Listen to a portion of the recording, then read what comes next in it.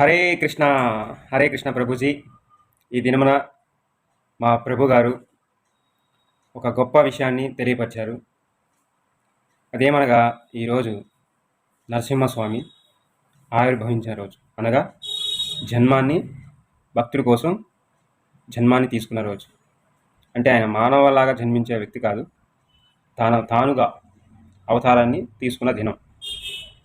ఎందుకు తీసుకోవాల్సి వచ్చింది? ఇక్కడ మా ప్రభుజీ గారు ఏం చెప్తున్నారంటే, పరిశుద్ధమైన భక్తుడి కోసం శ్రీకృష్ణుడు ఏమైనా చేయగలడు, ఏ రూపంలోనైనా రాగలడు. అది ఒక భక్తుడి కోసమే ఆయన అలా అవతరిస్తాడు. భక్తుడిని రక్షించాలని ఆయన కానీ మైండ్లో ఫిక్స్ అయితే ఆయన ఎవరు కూడా అడ్డుకోలేరు. ఒకరికి మరణాన్ని ఇవ్వాలి ఆయన అనుకుంటే ఆయన ఎవరు కూడా ఆపలేరు. అంతటి తేజోవంతుడు శ్రీకృష్ణుడు. ఎలా చెప్పగలుగుతారు అనుకుంటున్నామా? మనం ఎన్నో సినిమాల్లో, కథల్లో, మహాగ్రంథాల్లో చూసాం. రావణాసుని తీసుకోండి, ఎంతటి బలవంతుడు, ఎంతటి శక్తివంతుడు. ఆయన దగ్గర వేల వేల రాక్షసులు, సైనికులు. ఆయన యొక్క బ్యాక్గ్రౌండ్ బీభత్సంగా ఉంటుంది. మనం ఇంతుంటేనే భావరక్షణ చేస్తాం, ఆయనకి చాలా ఉనింది.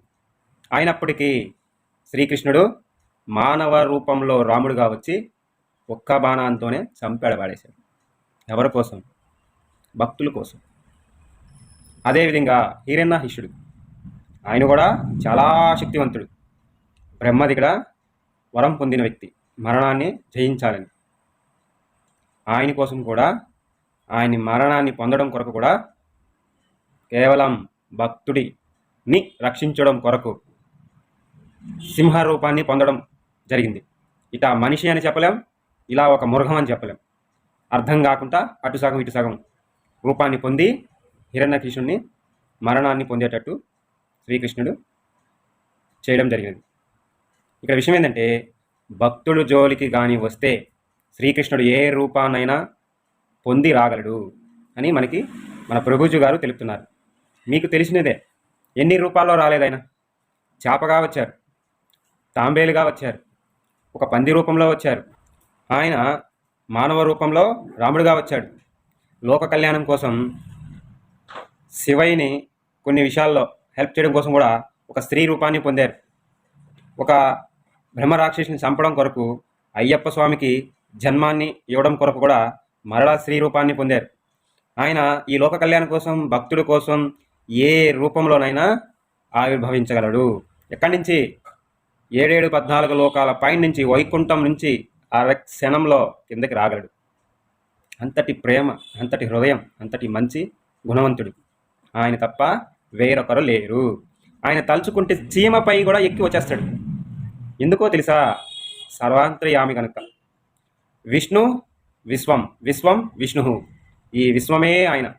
అన్ని ప్రాణుల్లో, అన్ని లోకంలో పూర్తిగా కొలువై నిండి ఉన్నాడు కనుక ప్రతి జీవిలో ఉన్నది ఆయనే కొరక. అందులో నుంచి వెంటనే ఆయన యొక్క తేజస్సు బయటికి వస్తుంది. ఎప్పుడు? భక్తుడికి హాని జరిగినప్పుడు.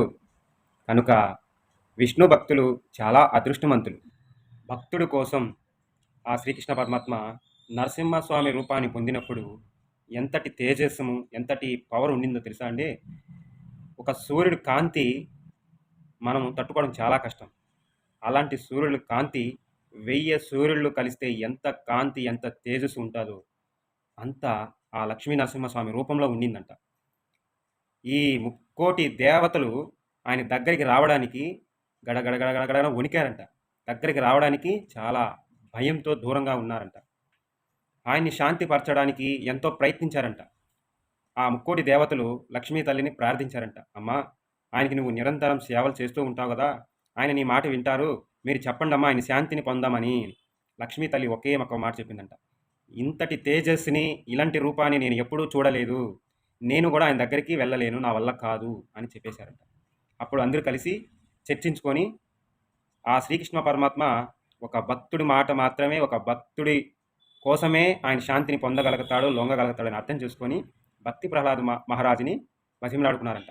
బాబు, నువ్వు చెప్తే ఆయన శాంతిని పొందుతారు, నువ్వు చెప్పు నాయన అంటే, అప్పుడు భక్తి ప్రహ్లాద మహారాజు చాలా శాంతితో సరళంగా ఆ లక్ష్మీ నరసింహస్వామిని ప్రార్థించారంట. అప్పుడు ఆ లక్ష్మీ నరసింహస్వామి చాలా సులభంగా సరళంగా ఐస్ క్రీమ్ కరిగిపోయినట్లు శాంతిని అట్లేనే పొందారంట.